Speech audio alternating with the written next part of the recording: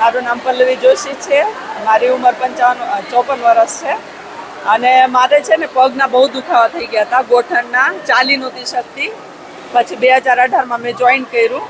પછી ધીરે ધીરે ઓલું થવા માંડ્યું. અત્યારે જો સ્વિમિંગ બેસ્ટ ઉપાય છે કે પગના દુખાવા કે પીઠના કે ગમે એ દુખાવા હોય ને તો સ્વિમિંગ બેસ્ટ છે. તો એનાથી સારું માટે અત્યારે હું દોડી શકું છું. આપણે આજે આંતરરાષ્ટ્રીય યોગ દિવસના જે પાણીમાં યોગ કર્યા છે, શું કેવું છે, કઈ રીતનું જો આ એક્સપિરિયન્સ બહુ જ સારો રહ્યો આજનો.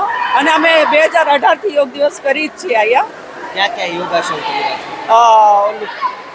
છે? સ્લેટ સુવાનું બેક કરી છે, પછી પુશઅપ કરી છે, પછી તાળાસન, વજ્રાસન એ બધું કરી છે ને એમનાથી અમને એટલું રિલેક્સેશન મળે છે ને અને માનસિક શાંતિ મળે છે.